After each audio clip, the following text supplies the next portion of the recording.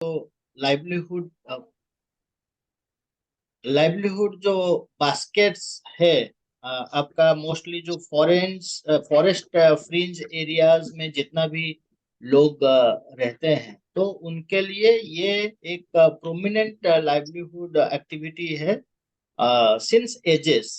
क्योंकि ये तसर का जो होस्ट प्लांट है ये इस जोन में अवेलेबल रहता है। तसर का होस्ट प्लांट, जैसे कि आप लोगों को पता है कि आसन और arjuna are the primary host plants, और उसको छोड़ करके और भी सेकेंडरी होस्ट प्लांट जो आपका साल है, टर्मिनेलिया का और सारा जितना भी स्पेसीज है वो भी उसका सेकेंडरी होस्ट प्लांट्स है। टर्मिनेलिया जेबुला हो गया, टर्मिनेलिया बहरा हो गया, ठीक है ना। तो ये सारा जो है उसके साथ साथ आपका यहाँ पर सीधा करके एक पेड़ होता है, तो वो भी टर्शियरी होस्ट प्लांट है। आपका बेर भी एक होस्ट प्लांट है। तो ये सारे होस्ट प्लांट्स जो है हमारा जो अ, यहाँ का फॉरेस्ट है, इस फॉरेस्ट में प्लेंटिली अवेलेबल है।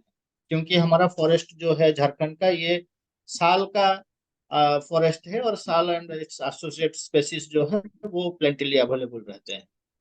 तो यहाँ पर तसर जो है वो सदियों से होते आ रहा है। पहले के जमाने में जो है वो यहाँ पर सरिहन, अलग अलग जगह पर जो है वो तसर का अलग अलग इकोरेस जो है वो पाला जाता था, पाया जाता था। पाला तो नहीं जाता था। अर्लियर डेज में लोग जो है वो जनरली इसका रियरिंग का कॉन्सेप्ट नहीं था, ये आपका प्लकिंग एंड सेलिंग का कॉन्सेप्ट था। जो आज का दिन में भी आपका कुछ कुछ जो नेचुरल एरियाज है तसर का, जैसे आप अगर चले जाएंगे छत्तीसगढ़ में, छत्तीसगढ़ में आज के दिन में भी आपको वहां पर जो रैली इकोरेस हम जिसको बोलते हैं, वो आज के दिन में भी वो रियरिंग नहीं होता है वहां पर। छत्तीसगढ़ का फॉरेस्ट में, खास करके बस्तर रीजन में, इसका आज भी जो है वो नेचुरली जंगल में कोकून फॉर्म होता है, और उसी को प्लग करके लोग लाते हैं। तो यहाँ पर भी सेम ही कॉन्सेप्ट था कि लोग जो है वो प्लकिंग करते थे, जाते थे। उसका सीजन होता है, जैसे नवंबर दिसंबर में जो है वो इसका कोकून मिलता है, अवेलेबल होता है जंगल में। तो वहां पर जाते थे और प्लग करके ला करके उसको मार्केट में सेल करते थे। क्योंकि लोगों को पता था कि इससे सिल्क निकलता है, तो मार्केट में इसका डिमांड था। तो एक मिडिल मैन जो है वो मार्केट में जो लोकल हटिया होता है वहां पर बैठते थे, और उनको जो है वो विलेजर्स ला करके जो जितना प्लग कर पाया ला करके सेल कर देता था। और फिर वो ये मिडिल मैन जो है वो इसको कुन को लेकर के जहाँ पर विभिन्न क्लस्टर्स है, आप देखेंगे कि झारखंड के अगल बगल में बहुत सारा वीविंग क्लस्टर्स है। आपका मोस्टली वीविंग क्लस्टर्स जो भी है आपका भगैया में कंसंट्रेट करता है, झारखंड का रीजन का अगर देखेंगे।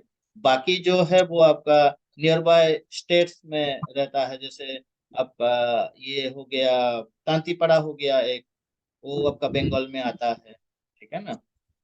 फिर बगल में आपका छत्तीसगढ़ का जो है वो चापा एक क्लस्टर है, वहां पर है। फिर विष्णुपुर एक क्लस्टर फिर बंगाल का है। तो ये सब जगह जो है वो ट्रेडिशनली लोग वीविंग करते थे ये तसर सिल्क का। और जनरली वीवर्स का जो अ, महिला लोग रहते हैं उनके घर में, वही लोग ही इस कोकून से धागा निकालते थे, और वो रॉ मटेरियल के हिसाब से यूज किया जाता था वीवर के द्वारा।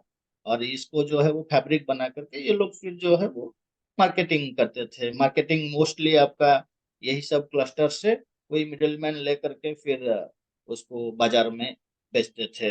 मोस्टली आपका बनारस का बाजार हो गया या भागलपुर का बाजार हो गया, पूरी एक बहुत बड़ा मार्केट है तसर का, जहाँ पर लोग बेचता है। तो इस या तरीके का ये ट्रेडिशनली चल रहा था।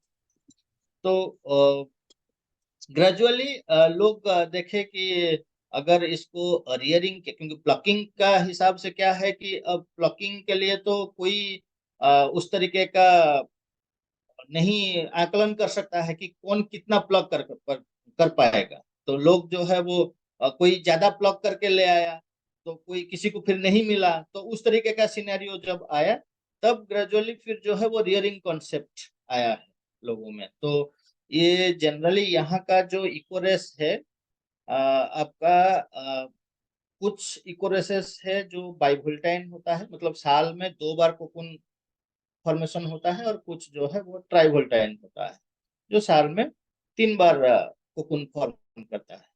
तो यहाँ पर जैसे हम लोग, मैं अभी देवघर में बैठा हूँ, तो ये सांथाल परगना रीजन में आता है। तो इस रीजन में ट्रेडिशनली ट्राइवोल्टाइन एक इकोरेस था, सरिहन, वही मिलता था।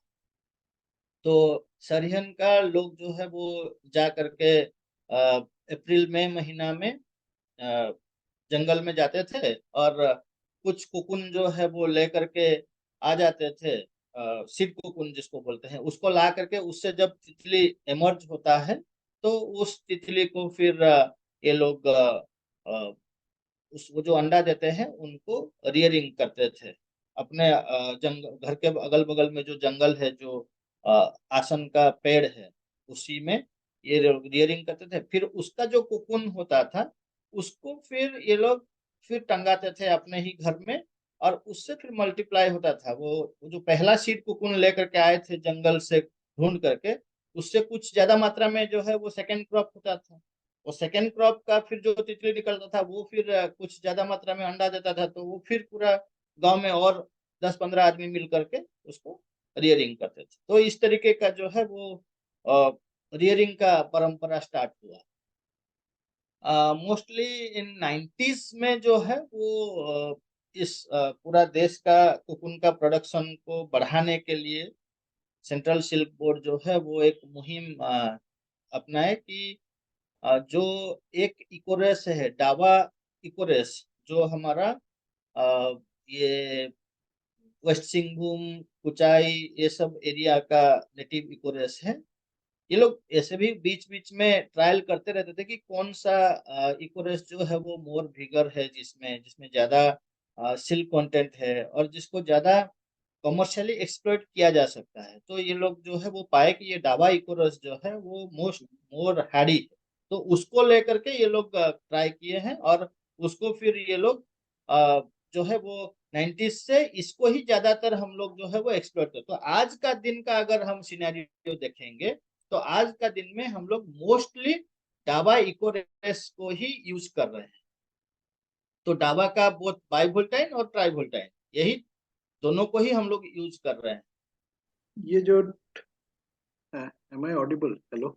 हाँ हाँ हाँ। अब एक टर्म अभी यूज कर रहे हैं, वो समझ में नहीं आ रहा है एक्चुअली। ये जो बोलिए। क्वालिटी, आई थिंक क्वालिटी बता रहे हैं आप, ये जो टर्म हाँ, आप यूज कर रहे हैं इसको थोड़ा एक्सप्लेन करेंगे क्या? हम लोग को किसको आइडिया नहीं है। किसको बोलिए तो इक्वरेस, हाँ, equal इकोरेस जो बोल रहे हैं ना, तो ये हाँ। एक्चुअली तसर का जो कीड़ा होता है, ये अलग अलग इकोलॉजी में जा करके, जैसे जैसे अलग अलग एनवायरमेंट में जाते हैं, तो उसके आधार पर ये अपना मॉर्फोलॉजिकल कैरेक्टरिस्टिक्स को जो है वो चेंज कर लेते हैं। वो एडेप्टेशन कैपेबिलिटी इनके पास में बहुत अधिक है। तो देखेंगे तो जो है वो एक ही जीन मिलेगा। इन जो जितना भी तरीके का आप देखेंगे कि तसर का जो है वो एक ही जीन मिलेगा, लेकिन आप अगर मॉर्फोलॉजिकली देखेंगे तो ये अलग दिखेंगे आपको। तो ये इसीलिए इनको जो है वो इकोरेसेस बोला जाता है। इनको ये वेराइटीज नहीं बोला जाता है। वेराइटीज में क्या हो जाता है कि इनका जेनेटिक डिफरेंशिएशन हो जाता है, लेकिन यहाँ पर इनका जो है वो only difference is in terms of morphology, morphology और सिल्क कंटेंट। ओके। तो ओके, थैंक हाँ, तो तब जो है वो बाइवोल्टाइन टाबा इकोरेस जो है वो हमारा झारखंड में ज्यादा मात्रा में जो है वो यूज करना शुरू किया गया। तो उस टाइम हम लोग प्रधान भी जो है वो अराउंड 90s में काम करना स्टार्ट किया था तसर सेरिकल्चर में। तो प्रधान और सीएसबी मिल करके बहुत सारे ट्रायल एंड एरर्स ये सब किया गया फील्ड में। उसके बाद कैसे करके इस बाइवोल्टाइन को ज्यादा मात्रा में लोगों को दिया जाएगा, अलग अलग प्रोजेक्ट्स भी लिया गया इसको लेकर के। तो प्रधान एक लार्ज स्केल प्रोजेक्ट इंप्लीमेंट किया था 2003 से लेके 2007, जो एक्सटेंडेड होकर के 2009 तक चला था। तो उसमें ये बाइवोल्टाइन इको रेस को ही ज्यादातर हम लोग प्रमोट किए थे। तो इसका क्या है कि 2 बार ये कुकनिंग होता है साल में। एक बार आपका जुलाई महीना में इससे तितली निकलता है, और ये अगस्त एंड तक कोकून फॉर्म हो जाता है। और दूसरा बार फिर ये जो कोकून अगस्त में बना, इससे सितंबर महीने में तितली निकलेगा और अंडा देगा। और वो जो कीड़ा इस तितली से, इसका अंडा से बनेगा, वो आपका नवंबर एंड से दिसंबर महीना में जाकर के इसका कोकून फॉर्मेशन हो। तो इस तरीके का ये साल में 2 बार कोकून फॉर्म किया। और पहला बार जो कोकून फॉर्मेशन होता है, इसको हम लोग सीड कोकून बोलते हैं, क्योंकि ये कम मात्रा में ही यूज किया जाता है। और इसका जो, इससे जो तितली निकलता है, ये लार्ज मात्रा में जो है वो डीएफएल प्रोडक्शन में सीड प्रोडक्शन करते हैं। और इसका सीड से जो कोकून बनता है, उसको हम लोग, जो दिसंबर महीना में जो कोकून फॉर्म होता है, उसको हम लोग कमर्शियल कोकून बोलते हैं। और वही कोकून जो है वो ज्यादातर आपका धागा बनाने का काम में यूज होता है। दादा इसको एक बार तो और समझा दीजिए। पहला जो कोकून होता है, पहला कोकूनिंग होता है, वो हाँ, हैचिंग तो के लिए। हाँ। हाँ, हम बोल रहे हैं। तो ये 2 साइकिल होता है। एक, आप अगर साइकिल देखेंगे तो हम एक पीपीटी आपको शेयर कर सकते हैं। हाँ हाँ हाँ, कीजिए। बिल्कुल बिल्कुल, आपको मैं होस्ट बना देता हूँ।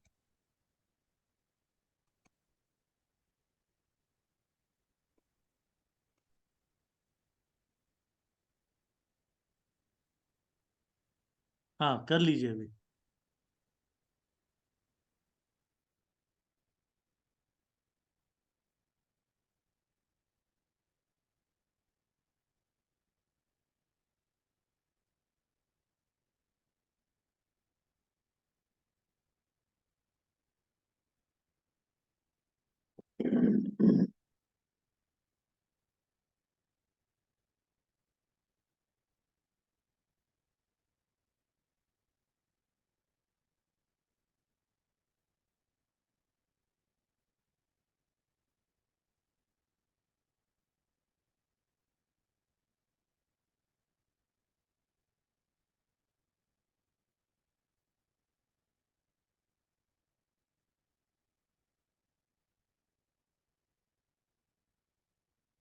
ये दिख रहा है आपको अभी? हाँ दिख रहा है। हम्म। दिख तो ये जो है, ये लाइफ साइकिल है आपका तसर का। तो ये कोकून का स्टेज है। ये कोकून से जो है वो मॉथ इमर्जेंस होते हैं। इनको हम लोग मॉथ बोलते हैं, बटरफ्लाई नहीं बोलते हैं, क्योंकि ये नॉकटर्नल है और रात में ही एक्टिव होते हैं। दिन के समय में ये एकदम स्थिर बैठे रहे। तो ये मॉथ इमर्जेंस होने के बाद मेल फीमेल दोनों ही मॉथ कोकून से इमर्ज होते हैं, लेकिन एक कोकून से एक ही मॉथ इमर्ज होगा, क्योंकि एक ही कीड़ा जो है वो एक कोकून बनाता है। तो ये मेल और फीमेल को अलग अलग इमर्ज हो करके ये लोग जोड़ा लगाते हैं। हम लोग उसको मॉथ कपलिंग बोलते हैं। मॉथ कपलिंग के बाद फिर ये एग लेइंग करते हैं, ठीक है ना। तो एग जो ले होता है वो 9th डे, जिस दिन एग लेइंग स्टार्ट हुआ, उसका 9th डे को ही उसको, उससे जो है वो हैचिंग होना अनिवार्य है।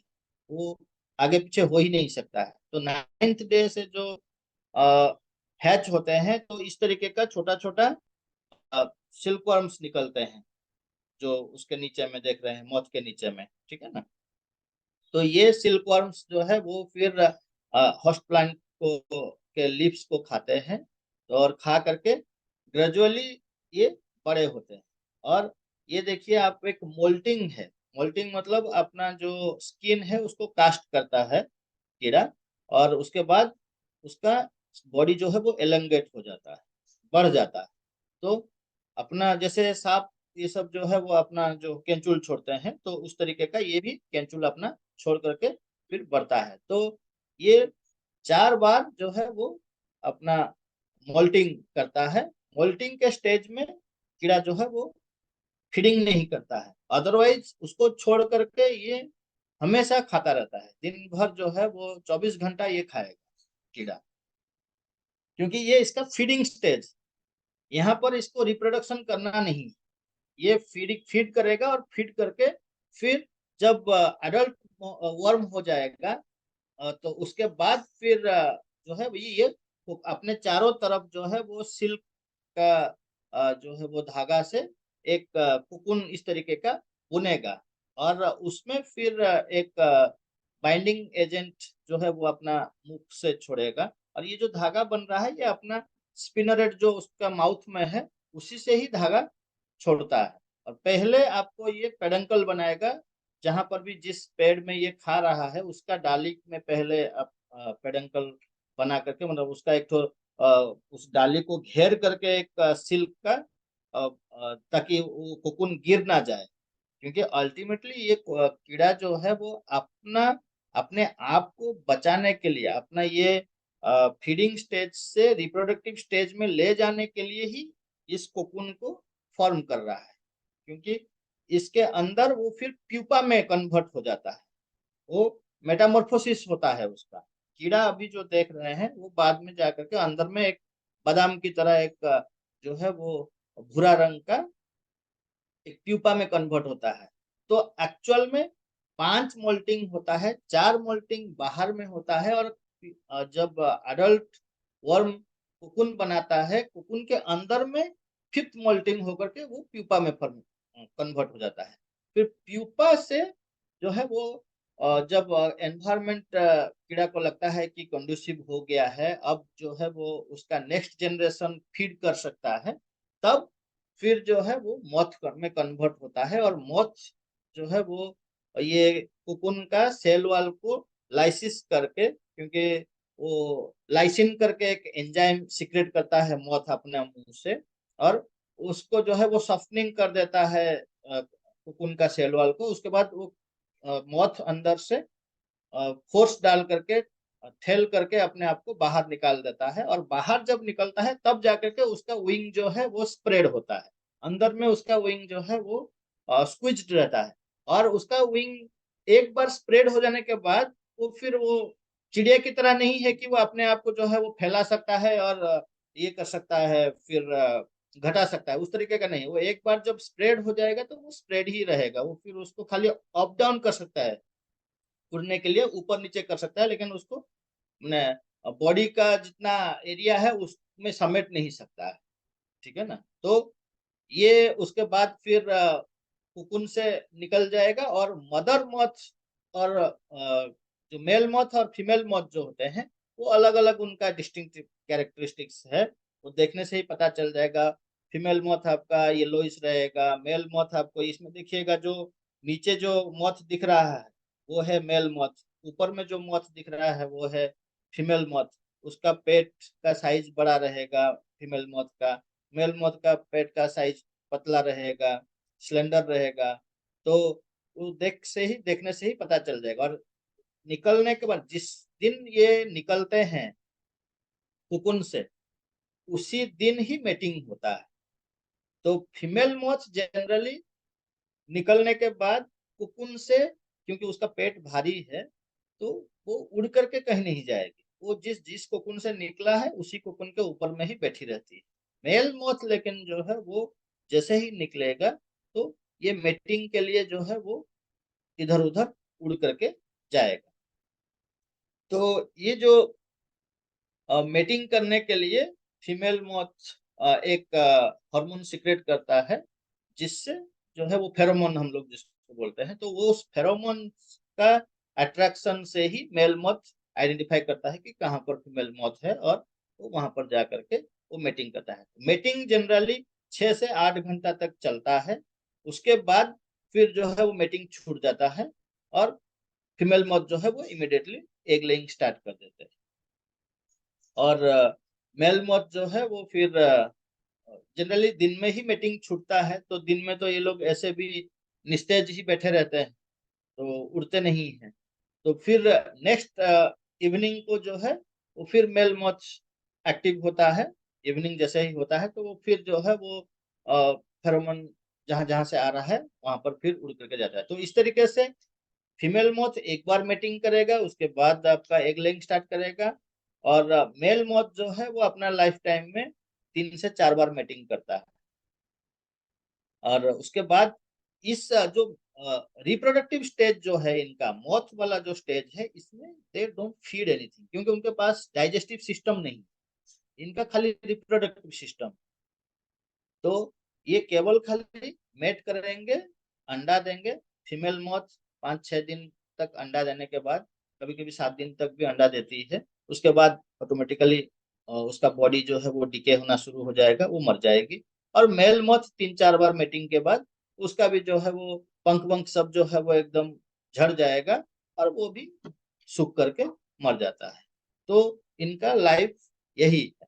तो ये जो आपका बीच में देखिएगा, ये ड्यूरेशन ऑफ लाइफ साइकिल जो है ये 40 से 70 दिन का हम लोग बोल रहे हैं। तो ये पूरा साइकिल, ये कोकुन से लेकर के फिर कोकुन बनना, मतलब ये जितना बार कंप्लीट होगा उसी को उसके हिसाब से हम वोल्टिनिज्म को डिफाइन करते हैं। तो अगर 2 बार कोकुन फॉर्मेशन हुआ साल में तो बाइवोल्टाइन बोलते हैं, 1 बार कोकुन फॉर्मेशन हुआ साल में तो यूनिवोल्टाइन बोलते हैं, अगर 3 बार कोकुन फॉर्मेशन हुआ साल में तो ट्राइवोल्टाइन बोलते हैं। अब बात यह है कि अब यूनिवोल्टाइन, बाइवोल्टाइन, ट्राइवोल्टाइन ये सब होता क्यों है?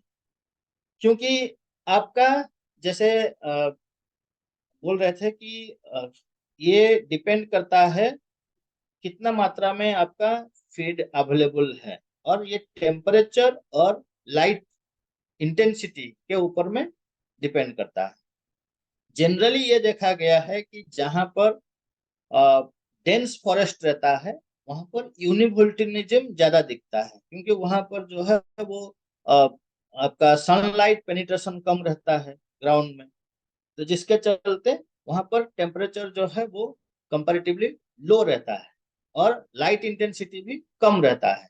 तो वहां पर यूनिवोल्टिनिज्म देखा जाता है। तो वहां पर कोकुन से एक ही बार वही जून जुलाई में ही निकलेगा, या फिर मई जून में ही निकलेगा, क्योंकि उस समय थोड़ा सा पतझड़ हो जाता है। जनरली ये सब जो भी दिखता है आपको डेसिडियस फॉरेस्ट में ही दिखता है। आपका साल जो है वो डेसिडियस फॉरेस्ट है, तो उसमें साल का पतझड़ हो गया, तो फरवरी महीना में जो है वो पतझड़ होने के बाद लाइट इंटेंसिटी बढ़ गया। तो उसके बाद ग्रेजुअली जो है वो जब बारिश आना शुरू हो जाता है, तब धीरे धीरे फिर जो है वो इंटेंसिटी कम होना शुरू होता है, तो उसी समय ही इमरजेंस होगा।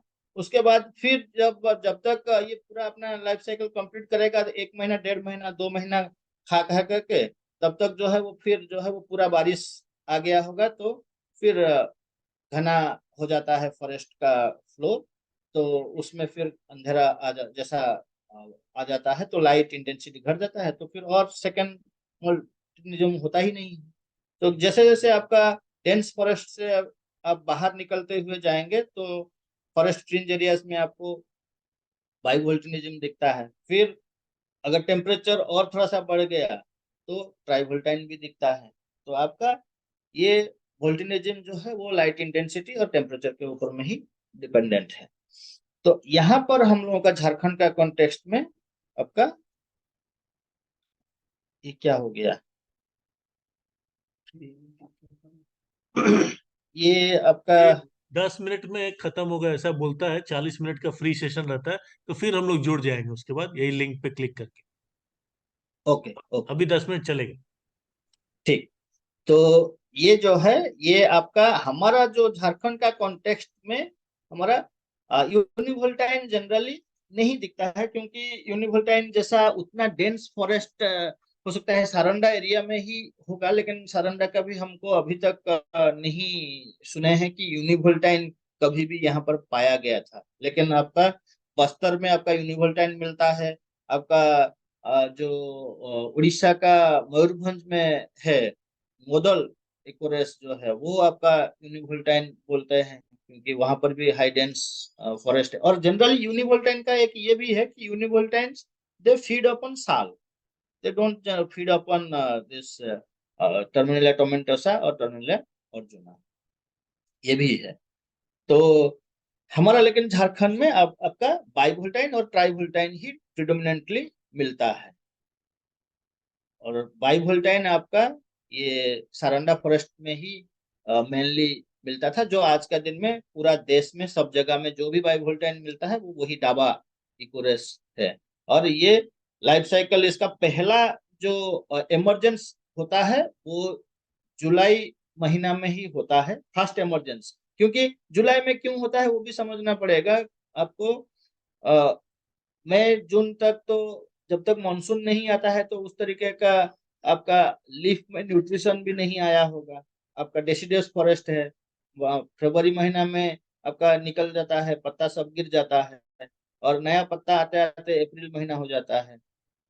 और नया पत्ता जब तक मैच्योर नहीं करेगा वो कीड़ा जो है वो उसको खा नहीं सकता है, ठीक है ना। तो इसीलिए मॉनसून अराइवल के साथ में ही आपका फर्स्ट इमरजेंस, चाहे वो इनवोल्टाइन का हो, चाहे बाइवोल्टाइन का हो, चाहे ट्राइवोल्टाइन का हो, जो साल का फर्स्ट इमरजेंस होगा वो मानसून अराइवल के ऊपर में ही डिपेंडेंट रहेगा। जैसे ही मानसून आएगा टेम्परेचर थोड़ा सा लोअर होगा और आपका लीफ में सकुलेंसी आएगा, तब जाकर के वो इमरजेंस स्टार्ट होता है। तो ये जनरली आपका जून महीना में जहां पर जैसे मानसून अराइव करता है उस जगह का उसी हिसाब से ही ये इमरजेंस। इसीलिए आप ये नहीं बोलेंगे कि हमारा यहाँ पर तो अभी इमरजेंस नहीं हुआ है, उड़ीसा का बांसपाल में कैसे हो गया। भाई वहां पर अर्ली होता है, यहाँ से 15 दिन पहले मानसून अराइव करता है, इसलिए वहां पर 15 दिन पहले इमरजेंस होगा। आपके यहाँ पर जो है वो लेट अराइव करता है तो आपके यहाँ पर लेट इमरजेंस होगा। लेकिन फास्ट इमरजेंस जो है वो मानसून ही ट्रिगर करता है। अब उसके बाद पहला एक साइकिल जो क्वेश्चन। है वो मोस्टली 28 से 40 दिन का ही होता है। 28 डेज से आपका जो है वो कुकुन अगर प्रॉपरली फीड किया है तो वो 28 दिन से ही कुकुन फॉर्मेशन स्टार्ट हो जाता है। लेकिन काट करके साफ करके घर लेते लेते किसान को 40 से 45 दिन लग जाता है। तो पहला साइकिल 45 दिन का हम लोग बोलते हैं। ये तब अगर जून का एंड में से स्टार्ट करके जुलाई का फर्स्ट वीक तक अगर पहला साइकिल स्टार्ट हो रहा है, मैंने मौत एमर्ज हो रहा है, और 9 दिन में कीड़ा फूट करके निकल रहा है अंडा से, तो आप समझ लीजिए कि आपका जो है वो मोटा मोटी सितंबर फर्स्ट वीक तक जो है आपका पहला साइकिल कंप्लीट हो जाएगा, मतलब कोकून आ जाएगा आपके पास।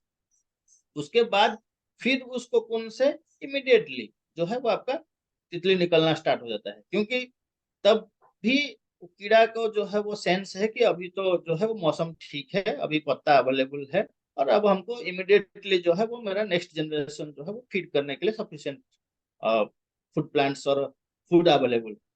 तो ये 19-20 दिन में ही पहला जो बार जो कुकुन हुआ उस साल अगस्त एंड में, तो उससे 19-20 दिन में ही फिर मौत एमर्ज हो जाता है और वो फिर एग ले करता है। तो ये जो है ये सितंबर मिड से लेकर के अक्टूबर फर्स्ट वीक तक जो है वो इसका एग लेइंग होता है और हैचिंग होता है। और ये जो कीड़ा निकला सेकेंड बार वो आपका दिसंबर तक जो है वो कोकून फॉर्मेशन करता है। क्योंकि उस टाइम तक जो है वो थोड़ा सा ठंडा पड़ जाता है नवंबर के बाद में। तो जैसे जैसे ठंडा गिरेगा तो इसका जो कीड़ा का मैंडिबल्स जो होता है, जो च्यू करने के लिए पत्ता खाने के लिए होता है, वो थोड़ा सा काम करना बंद करता है। 15 डिग्री से नीचे अगर टेम्परेचर चला जाता है तो फिर वो मैंडिबल काम नहीं करता है, इसलिए वो रात को खा ही नहीं पाएगा जब तक ठंडा नहीं घटेगा, दिन में सूरज का रोशनी नहीं गिरेगा। तो उसके चलते उसका ड्यूरेशन थोड़ा सा बढ़ जाता है। तो वो 70 से 80 दिन में जाकर के उसका पूरा कोकून फॉर्मेशन हो गया। तो नवंबर एंड से दिसंबर में आपका सेकेंड जो कोकून है वो फॉर्मेशन हो गया। अब जो ये जो कोकून फॉर्म हुआ ये इसके अंदर से और तितली नहीं निकली। ये तितली आपका फिर नेक्स्ट ईयर जब मानसून अराइव करेगा उस समय ही निकलेगा। तो इसलिए इस साल में 2 बार ही कोकून बना, एक बना आपका अगस्त में और एक बना आपका नवंबर दिसंबर। तो ये जो कोकून नहीं। एक हाँ। क्वेश्चन था मेरा। हम्म। बोले कि जैसे आप बोले कि मॉनसून पे डिपेंडेंट है इमरजेंसी, हम्म। हम्म। तो जिस साल मान लीजिए रेनफॉल नहीं है या हम्म। डिले होता है तो हम्म। कितना इफेक्ट करता है इसका? एकदम पूरा पूरी इफेक्ट करता है। फॉर एग्जाम्पल लास्ट ईयर हम लोगों का इमरजेंस हो ही नहीं रहा है, क्योंकि लास्ट ईयर आपको पता है कि पूरा झारखंड में जो है वो बारिश बहुत ही कम हुआ, बहुत ही स्कैंटी था। तो जिसके चलते हमारा ग्रेनेड जो है वो बहुत लंबा चला, मतलब तितली अब उनका ट्रिगर कर रहा है। देखिए इनको एक तो बायोलॉजिकल क्लॉक तो है ही कीड़ा का, तो वो ट्रिगर कर रहा है कि हमारा अभी समय हो गया, हमको निकलना है। लेकिन मानसून अराइव नहीं हुआ है, तो उनका वो भी सेंस है कि भाई अभी तो बाहर में पत्ता बढ़िया नहीं हुआ होगा। तो उसके चलते जो है वो जिस मात्रा में, जिस प्रोपोर्शन में निकलना चाहिए उस प्रोपोर्शन में निकला ही नहीं। जहां हमारा ग्रेनेज में एक एक दिन में 8,000, 10,000, 15,000 तक जो है वो कपलिंग लगता है, उस साल जो है वो वही 1,000, 1,500 निकल रहा है। और जो निकल भी रहा है वो जैसे ही हम लोग छोड़ रहे हैं, वो सब अंडा को बाहर लेकर के पत्ता में चढ़ा रहे हैं, तो वो सब मर जा रहा है, सूख जा रहा है, क्योंकि उतना टेम्परेचर, आउटसाइड टेम्परेचर ही इतना हाई है कि वो सर्वाइव ही नहीं कर पा रहा है। तो मॉनसून का अराइवल, देखिए ये तो नेचर में ही पलने वाला है। इसका अगर देखिएगा तसर का, तसर जो है वो आज का दिन में भी ये डोमेस्टिकेटेड नहीं है, it is semi domesticated. Semi domesticated means आपका केवल part of this life cycle को आप जो है वो डोमेस्टिकेशन कर पाए हैं। जो ग्रेनेज है, जहां पर आप कोकुन को लेकर के टंगाते हैं और उससे वो तितली निकल करके घर के अंदर में ही जोड़ा लगता है, वो भी बाइवोल्टाइन डाबा और डाबा का ही बाइवोल्टाइन और ट्राइवोल्टाइन का। अभी भी आज भी अगर देखिएगा जो नेचुरल इकोरेसेस है, इसको छोड़ करके, डाबा को छोड़ करके, वो सब जो है वो आप अगर घर के अंदर में रखिएगा तो वो जोड़ा ही नहीं लगेगा, अनटिल एंड अनलेस कि भाई उसको जंगल का वातावरण मिले। जो आपका बस्तर में होता है रैली इकोरेस, वो तो घर के अंदर में अगर हमारे जैसा ला करके हम लोग जैसे टंगाते हैं, यहाँ पर ग्रेनेज करते हैं, उसमें अगर आप टंगा दीजिएगा तो उसमें जोड़ा ही नहीं लगेगा। उसके लिए जंगल के अंदर में एक तो झोपड़ी जैसा बनाया जाता है, और उसी के अंदर में ही उसको वो माला टाइप का बना करके टंगा जाता है, वो छोड़ दिया जाता है, साल भर वहीं पर ही वो रहता है, उसको पैगोडा बोला जाता है। तो वहीं पर ही जो है वो नेचुरल एनवायरनमेंट में ही वो समय आने पर वहां पर जो है वो तितली निकलेगा। इवन जोड़ा भी वहां पर नहीं लगता है, वो तो तितली निकल करके उड़ जाएगा। वो मेल फीमेल जो है वो तितली निकलेंगे, और नेचुरल कंडीशन में जो है वो फीमेल बहुत ज्यादा, हमारे जैसे ये डाबा में क्या होता है कि फीमेल उड़ता ही नहीं है, जिस कुकुन से निकला है उसी कुकुन के ऊपर में बैठा रहता है। लेकिन वहां का कंडीशन में देखा गया है कि फीमेल भी उड़ता है, मैंने वो बहुत ज्यादा उड़ करके नहीं जाएगा, वो हम लोग हॉपिंग बोलते हैं उसको, तो हॉप करके एक डाली से दूसरा डाली तक इस तरीके का वो धीरे धीरे उड़ के जाएगा। तो इसीलिए वहां पर जब आप देखिएगा तो कोई एक पेड़ में बहुत सारा एकदम, अगर उड़ता नहीं तब तो एक ही पेड़ में एक तितली जो है वो, एक मौत जो है वो लगभग 200, काउंटिंग में 200 से 250 एग ले करता है, तब तो एक ही पेड़ में तब 250 कुकुन हो जाता है।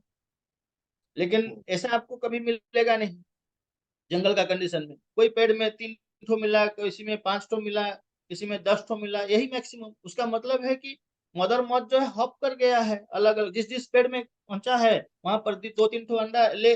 इसका जैसे हम बोल रहे,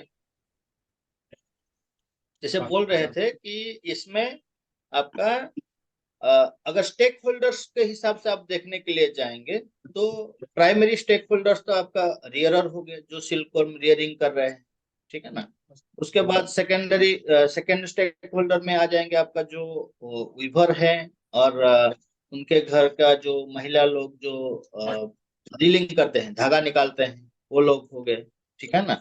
और फिर जो बाजार में इसका कपड़ा को बेचते हैं। तो ये जो है वो पहले के जमाने में यही 3 स्टेक होल्डर्स ही हुआ करते थे। उसके बाद फिर ये आपका सेंट्रल सिल्क बोर्ड आए हैं, उसके बाद डिपार्टमेंट ऑफ सेरिकल्चर आए हैं, ठीक है ना। तो ये लोग जो है ये फिर जो है वो मेजर स्टेक होल्डर का भूमिका निभा रहे हैं। फिर जो है वो प्रधान कसर डेवलपमेंट फाउंडेशन, जेएसएलपीएस, ये सब लोग जो है वो गैर सरकारी संस्थान भी इस काम में जुड़े हैं। तो ये लोग फिर जो है वो एक स्टेक होल्डर बेस में ऐड हुए हैं।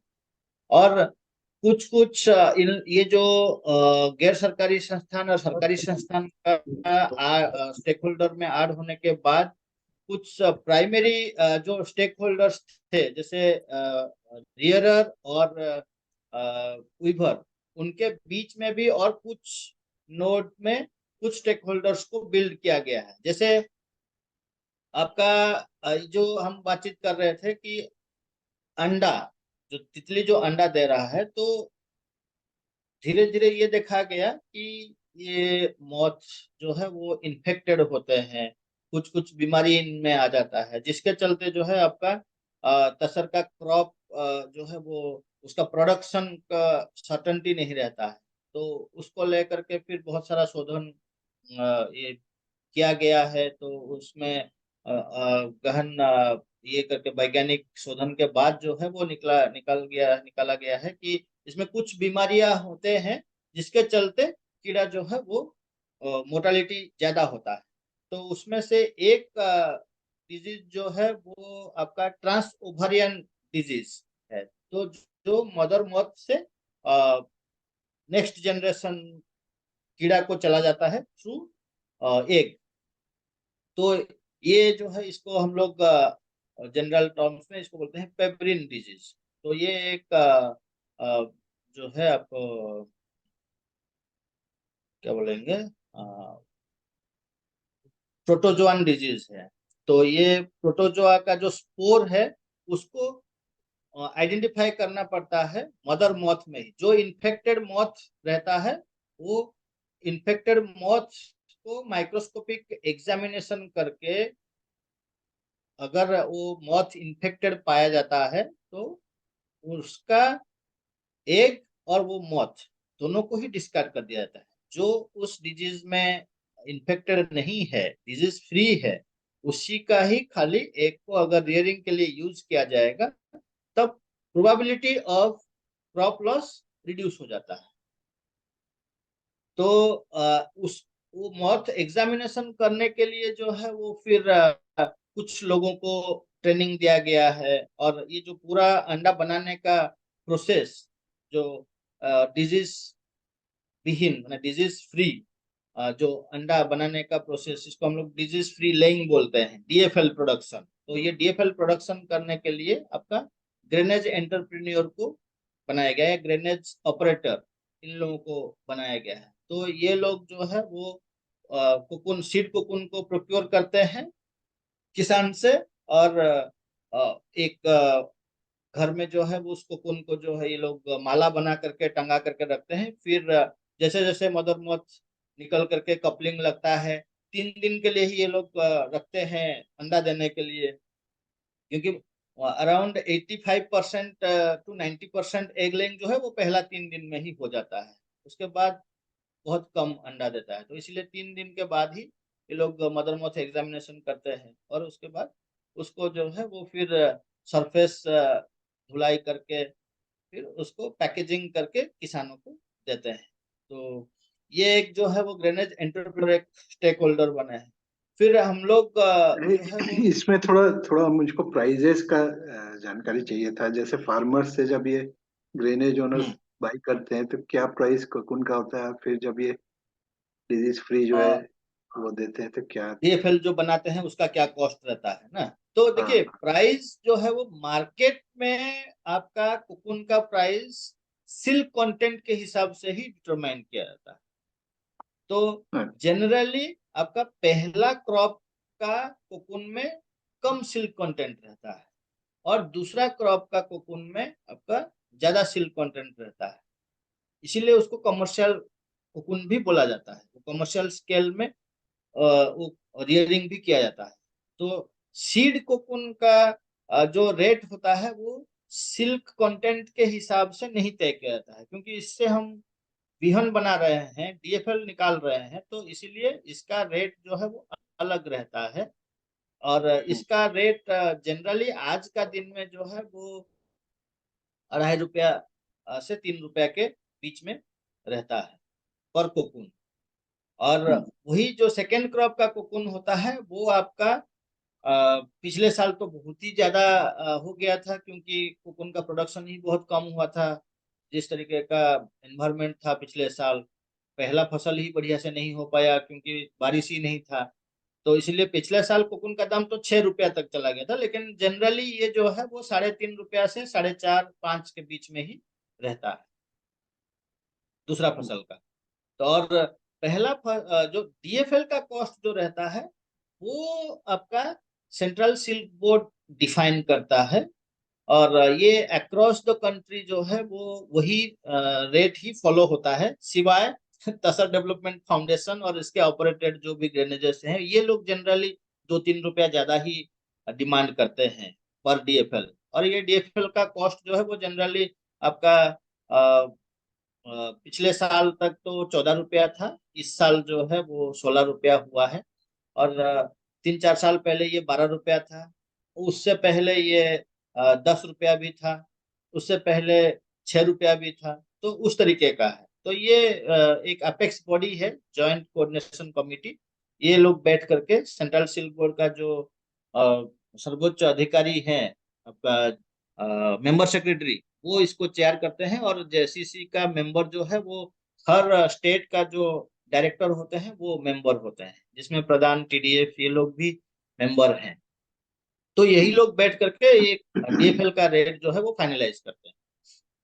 अच्छा, इसका कोई बेसिस है क्या, मतलब थंब रूल कुछ है क्या जो जिसके आधार पर हम लोग समझ सकते हैं कि रेट जो है क्या वेरी फ्लक्चुएट करता है कि एक स्टेडी ये तरीके से? डीएफएल का रेट फ्लक्चुएट नहीं करता है। डीएफएल का रेट जो है वो लगभग कांस्टेंट रहता है, ठीक है ना। टीडीएफ वाले जो है वो ज्यादा डीएफएल का कॉस्ट इसीलिए क्लेम करते हैं क्योंकि ये तो प्राइवेट सेक्टर में ही बनाते हैं। तो इनको जो है वो थोड़ा सा हायर कॉस्ट देना पड़ेगा, इनका कोई सब्सिडी नहीं मिलता है, ठीक है ना। गवर्नमेंट का क्या है कि वहां पर आपका लेबर कंपोनेंट जो है वो सब्सिडी में आ जाता है।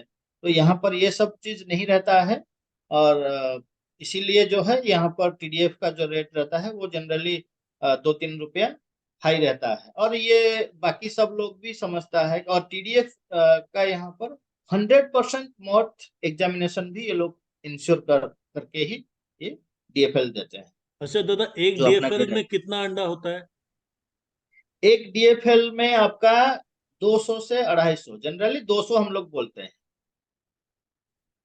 मतलब एक डीएफएल हो गया, एक मदर मॉथ जितना अंडा दिया उसी को हम एक लेइंग बोलते हैं, एक चकता, ठीक है ना।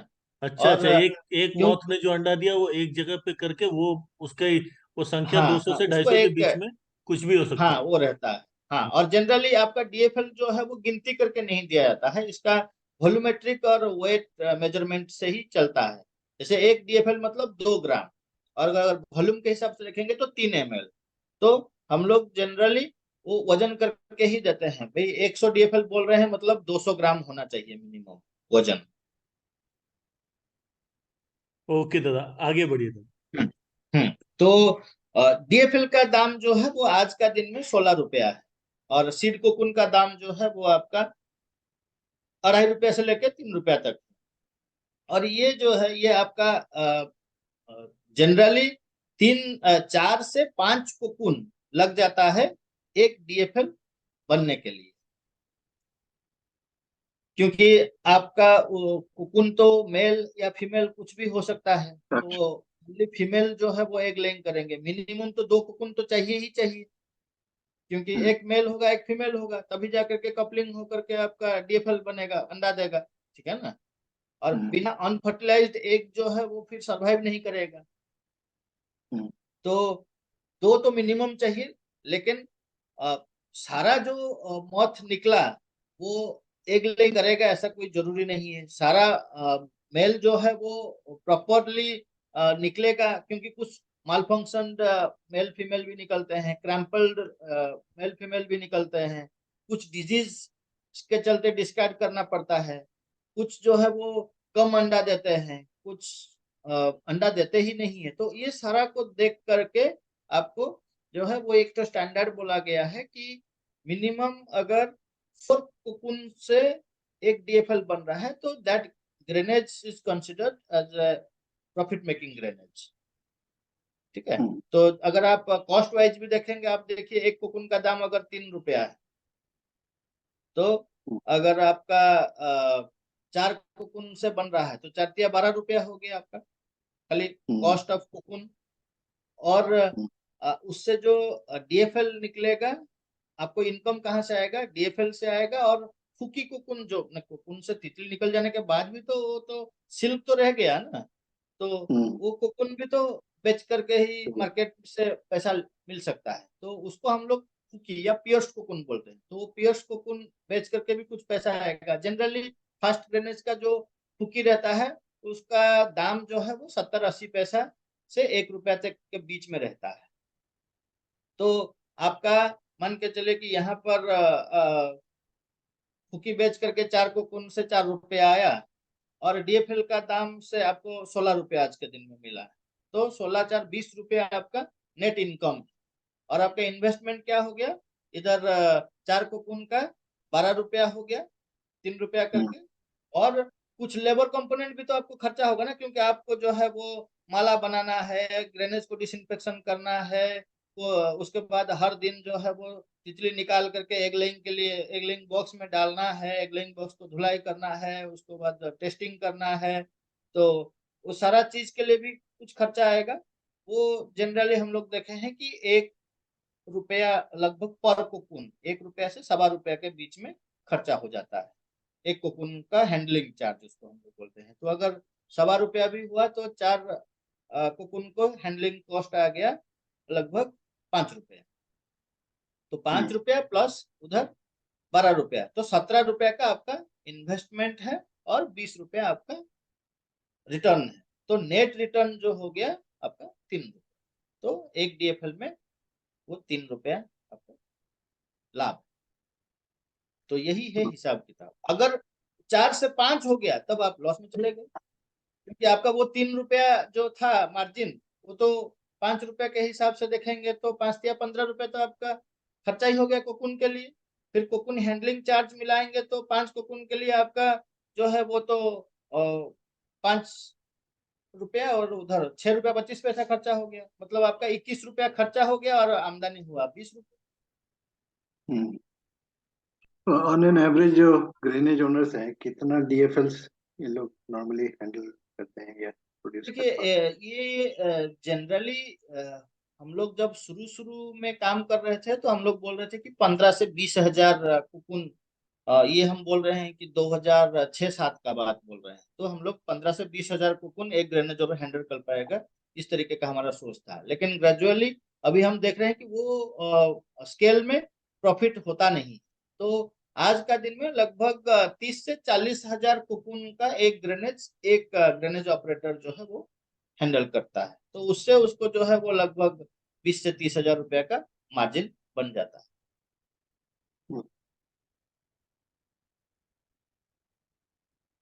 तो ये हो गया कि आपका ग्रेनेज जो दादा, एक एक एंटरप्राइज में। सवाल एक सवाल दिमाग में रह गया है कि जो हम्म सेकेंड साइकिल में जो कोकून तैयार हुआ था, वो जाड़ा में हम्म दिसंबर में तैयार हुआ था, तो वो हम्म कोकून का क्या हुआ? उसमें तो कीड़ा रह गया उसी में कि निकला? हाँ, तो उसमें आपका देखिए, कोकून के अंदर में प्यूपा जो है वो हमेशा जीवित ही रहता है। वो प्यूपा जिंदा रहने के लिए ही अपने कोकून को बनाता है। ठीक है ना? तो अब इस प्यूपा को अगर आप जिंदा रखना चाहते हैं तो वो फिर मौत निकल करके होकर के निकलेगा कभी ना कभी। तो सेकेंड क्रॉप का जो फसल होता है उसमें से अराउंड 90 to 95% फसल जो है या कोकुन जो है वो उसको मार दिया जाता है। उसका अंदर में ही प्यूपा को मार दिया जाता है। उसको हम लोग बोलते हैं स्टाइफलिंग। ठीक है ना? तो ये स्टाइफल कर दिया जाता है। स्टाइफलिंग करके उसका प्यूपा को मार करके उसको जो है वो ज्यादा दिन के लिए रखा जा सकता है। अदरवाइज जैसे ही नमी आएगा, मौसम थोड़ा सा जो है वो मॉइस्चर बढ़ जाएगा, तो तितली को अंदर में प्यूपा को लगेगा कि अब तो मौसम आ गया, अब हमको निकलना चाहिए और नेक्स्ट जनरेशन के लिए जो है वो तैयारी करना चाहिए, हमको अंडा देना चाहिए। तब तो वो तितली बन करके निकल जाएगा। इसीलिए ये जो कोकून होता है 90 to 95% कोकून को स्टाइफल कर दिया जाता है, ताकि उसमें और जिंदा नहीं रहे प्यूपा। लेकिन ओके, 5 to 10% कोकून जो है वो चाहिए आपको बीज के हिसाब से, क्योंकि अगला साल फिर कहाँ से लाएंगे आप बीज। तो वो बिल्कुल। 5 to 10% को आपको जो है वो प्रिजर्वेशन किया जाता है, उसको फिर माला बना करके, जैसे आप ग्रेनेज करते हैं उसी तरीके का उसको माला बना करके वो रखा जाता है, टंगाया जाता है। लेकिन ये जो काम जो टंगाया जाता है ये जनरली बड़ा बिल्डिंग्स में ही किया जाता है, क्योंकि इसको एक पूरा हीट का पीरियड को जो है वो झेलना है। तो इसका जो है वो रक्षण वेक्षण का जो है वो प्रिजर्वेशन का अलग प्रोटोकॉल होता है। इसको हम लोग बोलते हैं कि भाई ये बेसिक सीड प्रोडक्शन होगा अगला साल इस कोकून से, ठीक है ना। तो इसका रियरिंग भी अलग होता है, इसका जो है डिजीज मैनेजमेंट का प्रोटोकॉल ही अलग होता है। ये सारा जो है वो टीडीएफ और टीडीएफ के साथ जो लोग जुड़े हुए हैं इस वो करते हैं। जनरली ये जो सेकेंड ग्रेनेज जो होता है, जो बेसिक ग्रेनेज जो होता है, ये इंडिविजुअल ग्रेनेज एंटरप्रेन्योर या ग्रेनेज ऑपरेटर का बस का बात नहीं है, क्योंकि 6 महीने तक किसी को टंगा करके रखना, पूंजी फंसा करके रखना, उसमें कब पानी देना पड़ेगा, क्योंकि इसमें इसको बचा करके भी रखना है प्यूपा को। अगर हाई टेम्परेचर हो गया तो डेसिकेट हो जाएगा, तो अंदर में जो है वो प्यूपा से पानी कम हो गया, फिर बाद में प्यूपा जो निकलेगा, तितली जो निकलेगा वो रिंकल निकलेगा, वो अंडा देगा नहीं, तब तो पे गया, फिर वो रखे लेकिन लॉस दिया आपको। तो ये सब जो है ये प्रोटोकॉल्स को मैनेज करना वो कोई इंडिविजुअल एंटरप्रेन्योर का बस का बात ही नहीं। तो इसको जनरली हम लोग जो टीडीएफ का केस में जहां जहां पर भी टीडीएफ काम करता है वहां पर एक तो कम्युनिटी इंस्टीट्यूशन बनाता है, डिस्ट्रिक्ट लेवल इंस्टीट्यूशन, कोऑपरेटिव हो चाहे कम्युनिटी ट्रस्ट हो या फार्मर प्रोड्यूसर कंपनी हो। तो ये लोग जो है इनका जिम्मेदारी रहता है कि अगला साल का बीज को निकालने का जिम्मेदारी इनका है।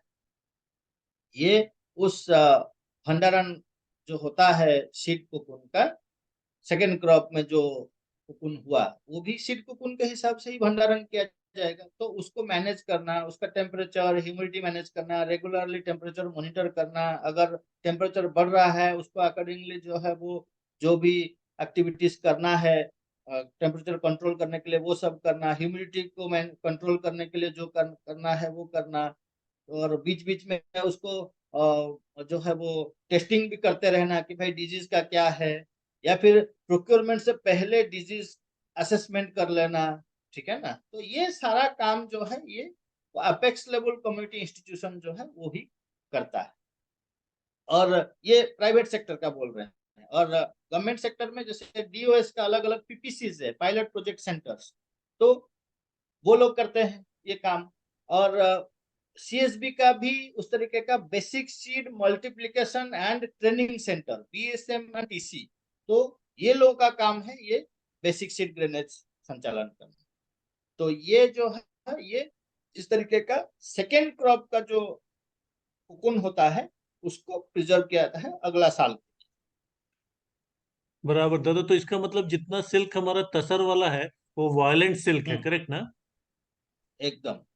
इसमें नॉन वायलेंट सिल्क कौन कौन होगा, जैसे आपका ग्रेनेज में जिससे तितली निकल गया, पहला ग्रेनेज आपका खुलेगा जुलाई महीना में, ठीक है ना। तो उस समय भी जो अंडा बना तो तितली निकल गया, जी। उसके बाद जो रह गया वो तो आपका वायलेंट नहीं है। सेकेंड हाँ। ग्रेनेज से भी जो निकलेगा, तो ग्रेनेज का फूकी से जो धागा बनता है वो नॉन वायलेंट सिल्क। बराबर ऐसे बराबर। अगर देखिएगा तो भाई वायलेंस नहीं रहेगा तब तो आप सिल्की ही नहीं बनेगा, हम्म। ठीक है ना। बराबर बराबर। चाहे आप अगर एरी का भी बोल दीजिएगा, एरी में भी बोलते हैं कि एरी नॉन वायलेंट सिल्क है, तो कैसे हम्म करके नॉन वायलेंट सिल्क है, हम्म उसका भी वही कहानी है कि उसका प्यूपा को लोग खा जाता है। हम्म जैसे जैसे हम लोग चिंगड़ी खाते हैं, ठीक है ना, प्रॉन फिश को खाते हैं, तो उसी तरीके का जो है वो वहां पर भी प्यूपा को खा लेता है। वो ओपन एंड ये होता है, कुकुन होता है, उसके अंदर से जो है वो प्यूपा बाहर निकाल सकते हैं आप। बस वो प्यूपा बाहर निकाल दिया, ओपन एंड है। जैसे हमारा यह कुकुन क्या है कि क्लोज एंड है, उसका मौत को जो है वो पियर्स करके निकलना पड़ता है, वहां पर जो है वो ओपन एंड है, तो उससे प्यूपा आराम से बाहर निकल सकता है, ठीक है।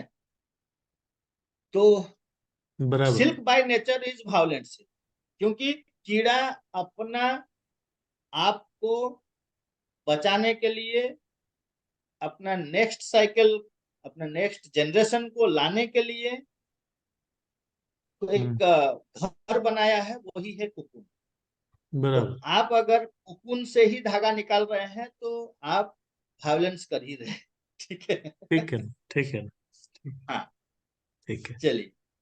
तो तो हम्म, ये हो गया आपका ग्रेनेज तक का कहानी। अब बिल्कुल। इसके बाद जो है वो ग्रेनेज ओनर जो है वो कमर्शियल रियरर को डीएफएल कॉस्ट लेकर के वो डीएफएल दे दिया, और डीएफएल लेकर के कमर्शियल रियरर जो है वो अपना रियरिंग किया। रियरिंग करने के बाद वो कोकुन जो है वो मार्केट में सेल करता है। तो जनरली जो ये मार्केटिंग का है, ये ओपन मार्केट है। और रियरिंग भी जो होता है वो मोस्टली फॉरेस्ट में ही होता है। ये जो है वो एनटीएफटी प्रोडक्ट है। तो कुछ कुछ स्टेट में आज एनटीएफटी इसको रेगुलेटेड कमोडिटीज भी मानते हैं, और कुछ कुछ स्टेट में जो है वो नॉन रेगुलेटेड कमोडिटीज मानते हैं, जैसे झारखंड, बिहार, बंगाल, ये सब में नॉन रेगुलेटेड कमोडिटीज है। इसके ऊपर में जो है वो कोई पाबंदी नहीं है इसका सेल परचेज को लेकर के। लेकिन आप अगर चले जाइएगा इसमें उड़ीसा में, it's a regulated, completely regulated commodity. आप कोई भी व्यापारी, बाहर का आदमी जो है वो इसका खरीद बिक्री कर नहीं सकता है। वहां पर जो स्टेट डिपार्टमेंट है वही इसका खरीद बिक्री करने का अधिकार है। इवन आप उड़ीसा में आप ट्रांजिट भी नहीं कर सकते हैं। आप खरीद बिक्री तो छोड़ दीजिए, आप एक जगह से दूसरा जगह ढो करके भी नहीं ले जा सकते हैं without permission of concern TRCS secretary. जहाँ जो वहां पर बोलते हैं तसरियर्स कोऑपरेटिव, वहां पर भी गवर्नमेंट प्रोमोटेड कोऑपरेटिव्स है, फार्मर्स का ही। और वहां पर जो सेक्रेटरी होते हैं एक्स ऑफिसियो जो है वो ऑफिसर होते हैं, वो गवर्नमेंट की तरफ से ही रहते हैं, हम्म, सेक्रेटरी। तो हम्म, वो टीआरसी सेक्रेटरी का बिना अनुमति का आप कुछ कर ही नहीं सकते हैं वहां पर। उस तरीके का आपका छत्तीसगढ़ में भी जो है वो एक तरीके का सेमी रेगुलेटेड कमोडिटीज ही है। वहां पर आपका एमएसपी गवर्नमेंट डिक्लेयर करेगा, उसके बाद आप जो है वो टीपी सबमिट करके फिर परचेज कर सकते हैं, ट्रांजिट कर सकते हैं।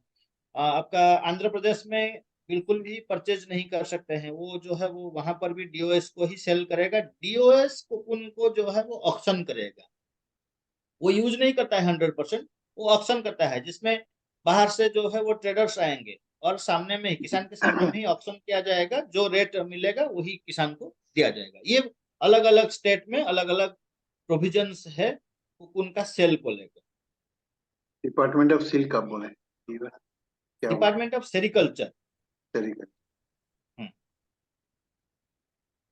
झारखंड में क्या कैसा है, अनरेगुलेटेड? हाँ, झारखंड में जो है वो डीएफएल कोकुन दोनों ही अनरेगुलेटेड है।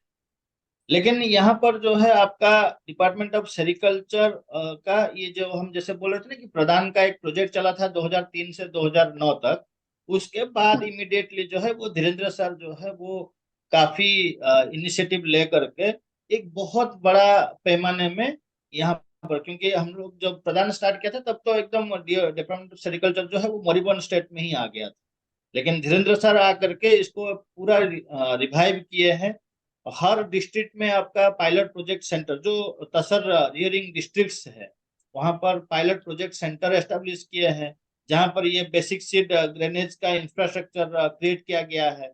एक पीपीओ रहते हैं, उनके नीचे में भी बहुत सारे कर्मचारी हैं।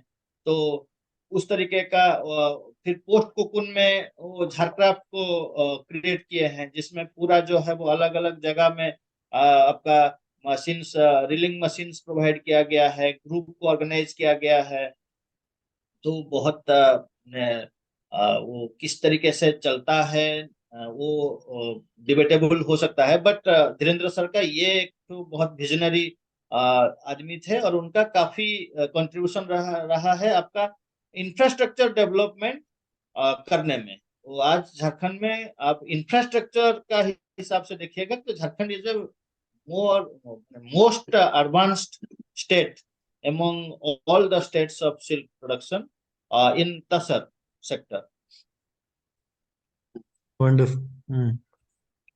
अच्छा, एक क्वेश्चन मुझको पूछना है, हम्म so that we should not miss it। मतलब हम लोग जैसे अगर स्टडी करते हैं तो क्या आपका सजेशन है कौन कौन से पॉकेट्स हम लोग को टच करना है कंपलसरी देखिए झारखंड में आपका दो रीजन में सेरिकल्चर होता है, एक कोल्हान रीजन में होता है और एक संथाल परगना रीजन में। प्रोडक्शन क्लस्टर अगर आप देखेंगे, ठीक है ना, तो आपका एक वेस्ट सिंहभूम, ईस्ट सिंहभूम, ये जगह में, और कुछ खूंटी ना, वही कोल्हान रीजन जो बोलेंगे, ठीक है ना। तो या फिर साउथ छोटनागपुर रीजन अगर देखेंगे तो खूंटी, गुमला, ईस्ट सिंहभूम, वेस्ट सिंहभूम, यही है उस रीजन में जहां पर रियरिंग होता है, तसर सिल्कवर्म रियरिंग होता है। और इधर आपका जो है वो दुमका, गोड्डा, पाकुड़, देवघर का कुछ हिस्सा, ये आपका जो है, ये आपका संथाल परगना रीजन में आता है। यहाँ पर आपका तसर सिल्कवर्म रियरिंग होता है। बाकी यार्न प्रोडक्शन के लिए आपका भगैया क्लस्टर जो है वो ट्रेडिशनली एस्टेब्लिश्ड है। कुछ आपका झारखंड का टेन्यूर में, धीरेन्द्र सर का टेन्यूर में आपका कुचाई में भी एस्टेब्लिश किया गया था, कुछ दुमका में भी एस्टेब्लिश किया गया था। टीडीएफ भी प्रदान भी जो 2003 से लेकर 2009 तक किया, फिर 9 से मासूता करके एक ऑर्गेनाइजेशन बनाया था जो डेडिकेटेड था खाली पोस्ट कोकून के लिए। तो वो 2012-13 तक जो है वो 2000 महिलाओं के साथ में जो है वो पोस्ट कोकून एक्टिविटीज में एंगेज था। ग्रेजुअली वो कुछ मैनेजमेंटल प्रॉब्लम्स के चलते वो मासूता जो है वो बैंकरप्ट हो गया, वो डिसमेंटल हो गया है आज के दिन में, और उसका अस्तित्व तो नहीं है। तो टीडीएफ भी अलग अलग प्रोजेक्ट्स के माध्यम से 300-400 किसान महिलाओं के साथ में पोस्ट कोकून में काम करता है, जो मोस्टली यही आपका संथाल परगना रीजन में ही कंसंट्रेटेड है। बाकी फिर टीडीएफ बंगाल में भी काम करता है पोस्ट कोकून में, लेकिन झारखंड में आपका जो भी पोस्ट कोकून में काम होता है वो आपका दुमका और गोड्डा में ही होता है। और फिर जेएसएलपीएस जो है वो आपका दुमका में स्टार्ट किया है, गोड्डा में आपका स्टार्ट किया है पोस्ट कोकून में। अभी हम आज चंदन से बातचीत कर रहे थे तो वो लोग शायद कोल्हान रीजन में भी कुछ पोस्ट कोकून का काम स्टार्ट करना चाहते हैं। तो और झारक्राफ्ट तो बहुत सारा जगह पर पोस्ट कोकून का काम स्टार्ट किए हैं, लेकिन उनका तो अलग ही स्केल था। अब कुछ जगह पर चलता भी है, कुछ जगह पर नहीं भी चलता है। जब स्केल में काम होता है तो ये तो सब होता ही है। तो धीरेन्द्र सर रिटायर करने के बाद थोड़ा सा जो है वो उस तरीके से जो है वो नहीं चैनलाइज हो पाया है चीजें। अच्छा, ये टोटल कितने रियरस होंगे ये झारखंड में अप्रोक्सीमेट? देखिए ये बहुत डिबेटेबल सवाल है। इसीलिए डिबेटेबल सवाल है। आज पर official figures it's too high, but अगर आप हमको हमारा आउटरीच पूछेंगे तो हम बता सकते हैं, जैसलपेश को जैसलपेश का आउटरीच पूछेंगे तो वो बता सकते हैं। लेकिन ओवरऑल झारखंड का कितना है ये शायद जो है वो कहना हमारे लिए मुश्किल होगा, क्योंकि प्रोडक्शन एक फिगर वाइज, देखिए प्रोडक्शन का अप्रोक्सीमेट जो चाह है रहे हैं वो, आपसे? हाँ अप्रोक्सीमेट नंबर जानना चाह रहा है कि चाह रहे हैं, क्योंकि you can only tell it, देखिए मतलब आपका इसके ऑफिशियल फिगर अगर बोलेंगे तो 2 लाख से ऊपर। नहीं, और ऑफिशियल नहीं, आपका एक्चुअल और एक्चुअल जो आपको हमारा पता है। हमारा जो है, हम आज का दिन में जो है वो लगभग झारखंड में 2000, 2000, 4000 और 1000, 1500, तो 5-5.5 हजार फैमिली के साथ में ही काम करते हैं झारखंड में। अच्छा। ऐसे तो ओवरऑल टीडीएफ का आउटरीच जो है वो लगभग 17 हजार है, लेकिन उसमें बंगाल आ जाता है, बिहार आ जाता है, उड़ीसा आ जाता है, छत्तीसगढ़ आ जाता है। तो लेकिन हमारा अगर झारखंड का आउटरीच पूछेंगे तो झारखंड में 5,500 जैसा डायरेक्ट काम होता है प्री कुकुन में। पोस्ट कुकुन में और 300-400 होगा, तो वही 6,000 के अंदर का ही हमारा आउटरीच है झारखंड।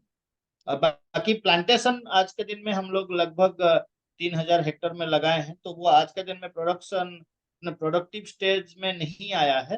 तो वो आ जाएगा तो वो 3,000 हेक्टर में और 3,000 फैमिली और जुड़ जाएंगे, तो लगभग हमारा वही 8,000-9,000 फैमिली हो जाएगा ये, तो ये लेकिन आने वाला 3-4 साल के बाद।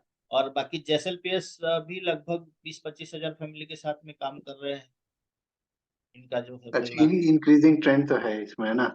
जेएसएलपीएस का कैसा रेट करते हैं आप अनऑफिशियली, अगर हम पूछें, मतलब ग्राउंड में उसका एक्चुअली देखिए कैसे? जेएसएलपीएस जो है क्योंकि इनको टीडीएफ सपोर्ट किया है तो, और ये फुल्ली गवर्नमेंट ऑर्गेनाइजेशन नहीं है, तो इनका जो है वो डेडिकेशन तसर सेक्टर में अलग लेवल का है। क्योंकि हम तो बहुत सारे एसआरएलएम के साथ में काम करते हैं, क्योंकि टीडीएफ जो है वो आपका टेक्निकल सपोर्ट एजेंसी एनआरएलएम से आइडेंटिफाइड किया हुआ है, जो जहां पर भी जो भी स्टेट सेरिकल्चर ने स्टेट एसआरएलएम का जो है तसर में अगर कोई काम करना चाहता है तो उनको टीडीएफ सपोर्ट कर सकता है तसर सेरिकल्चर को रिलेटेड। तो हम उड़ीसा में भी काम किए हैं, हम बंगाल में भी काम किए हैं, हम बिहार में काम किए हैं, हम छत्तीसगढ़ में भी काम किए हैं, और हम झारखंड में भी काम किए हैं। लेकिन झारखंड में जेएसएलपीएस जिस डेडिकेशन के साथ काम करता है, बाकी कोई भी एसआरएलएम उतना डेडिकेशन के साथ में काम नहीं करता है तसर को लेकर के। उनका बहुत सारा एक्टिविटीज रहता है, तसर इज वन ऑफ देम के हिसाब से वो लोग काम करते हैं। लेकिन झारखंड का एसआरएलएम जेएसएलपीएस जो है वो तसर को आज कोर एक्टिविटीज के हिसाब से मान्यता दे करके उसमें काफी डेडिकेशन के साथ में काम किया है, ये तो है। अच्छा। बिल्कुल बिल्कुल। दादा दो चीज आपसे पूछना है। एक तो कि हम्म। एक हमको रीडिंग मटेरियल सजेस्ट कीजिए जिसको पढ़ के हम लोग अपना स्टार्टिंग करें, अगर कुछ आप सेकेंडरी लिटरेचर सजेस्ट करेंगे। एक वो है। और दूसरा, हम्म। आफ्टर फ्यू डेज आपके साथ एक बार और बैठेंगे कि जो वैल्यू हम्म। चेन के स्टेक होल्डर्स है ना, तो उनके हम्म। कठिनाई क्या है, उनका एक्सपेक्टेशन क्या है, उनका वैल्यू शेयर क्या है, और हम्म। उनका शॉर्टकट कौन मारता है, क्वालिटी को कैसे कॉम्प्रोमाइज करता है, और इम्प्रूवमेंट स्कोप क्या है, इस पे डिस्कशन करेंगे देखिए थोड़ा हम लोग। ये तो हम नहीं बोल सकते हैं। ये तो आपको डिफाइन करना है, आपको डिसाइड करना है, आपको ये करके निकालना है। आप हमको अगर बोलिएगा कि भाई मेरा तो सबके साथ में अच्छा संपर्क है, नहीं अब नहीं, आज ठीक है का ना। दिन में मेरा हम्म। मेरा जो है वो सीएसबी भी बहुत अच्छा संपर्क है, जेएसएलपीएस भी बहुत अच्छा संपर्क है, डीओएस के साथ भी बहुत अच्छा संपर्क है, तो हम किसके बारे में बोलेंगे खराब? नहीं नहीं, खराब नहीं, मतलब अच्छा भी बताएंगे, खराब भी खोजने की कोशिश करेंगे हम हाँ, आपसे तो बात वो करके। अच्छा तो हम जो है वो सबका ही बताएंगे, खराब तो आपको ढूंढना है। बढ़िया बढ़िया। ठीक है। नहीं, समझ गया। हाँ। और दूसरा, एक हमको लिटरेचर सजेस्ट कीजिए, ऑनलाइन भी जो उपलब्ध हो। आप हमको लिंक भेज दीजिए, चाहे कुछ भी, हम उसको डाउनलोड करके उसको थोरो पढ़ के हम लोग फिर ऑर्गेनाइजेशन से यहाँ मिलना शुरू करेंगे। सीएसबी है, डीओएस है, झारक्राफ्ट है, धीरेन्द्र सर है, सबके पास जाना शुरू करेंगे अभी, है ना। तो और उसके बाद हम मंडी में भी उतरेंगे, रियरर के पास भी जाएंगे, क्लस्टर्स भी हम्म। आइडेंटिफाई करेंगे, और आपसे भी हम्म। मिलेंगे। आपके भी टीडीएफ, चूंकि एकदम। इम्पोर्टेंट प्लेयर है, प्रधान और टीडीएफ को छोड़ नहीं सकते, है ना। हम्म। हम्म। हम्म। तो हम्म। शमशाद जी को भी मिलेंगे, सबसे मिलेंगे, हम लोग हम्म। पूछेंगे। हम्म। आप लोग से तो स्पेशल सवाल डिजाइन करके मिलेंगे कि भाई उत्तर बताइए, अच्छा। है ना। तो ताकि ताकि एक कॉम्प्रिहेंसिव स्टडी हो, कुछ सामने अच्छा चीज आए, नहीं और नहीं, एकदम एकदम हाँ होना हाँ, ही चाहिए। उससे हम्म। समाज को फायदा हो जाए। ऐसा नहीं तो हम्म। आपसे बैठ के 15 दिन आपके साथ बैठेंगे तो रिपोर्ट बना लें, है ना। हम्म। तो लेकिन वैसे करके तो फिर वो बाकी से लोग वो नहीं। जरूरी, हाँ वो फिर कोई काम का नहीं रहेगा ना। हाँ हाँ देखिए वो हाँ, तो जब तक पब्लिक का पार्टिसिपेशन नहीं रहेगा, बिल्कुल ग्राउंड रियलिटीज उसमें नहीं आएगा, क्योंकि हम हो सकता है कि हमारा अपना बायसनेस कुछ होगा, ठीक है ना। बिल्कुल बिल्कुल बिल्कुल क्योंकि हम भी इस सेक्टर में एक एक्टर है ना, तो हमारा भी बिल्कुल। आप कुछ भी तो एक्टर हैं, आप भी प्लेयर हैं, है ना, तो बिल्कुल। उसके उसके लिए हर हर एक्टर का अपना अपना बायसनेस हो लिमिटेशन है, सकता है। बायस है, हाँ, लिमिटेशन है, अपना बिल्कुल। अपना लिमिटेशंस हो सकता है, तो ये तो सेशन इसीलिए जो है। 1 मिनट में खत्म हो जाएगा, तो मुझे लगता है कि आज के हम्म। लिए इतना रहने देते हैं। आप हमको बहुत समय दिए हैं, है ना। और थोड़ा होमवर्क करके फिर एक बार आपके पास हम आते हैं। एकदम एकदम, हाँ। और एक एक थैंक यू, एक किताब हमको सजेस्ट कर दीजिए, और बहुत बहुत धन्यवाद दादा। Many many thanks. बाकी लोग भी धन्यवाद कर दे अगर अच्छा लगा तो।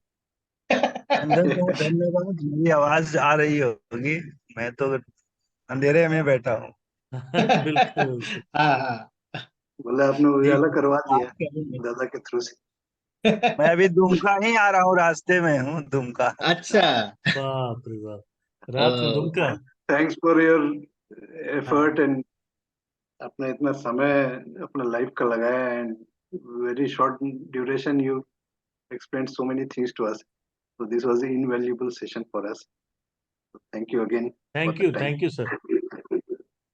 Thank you, Hope to meet you. Thank you all. Thank एकदम, यू सर। हाँ, okay, okay, good night to all. Good night Yeah. Sir.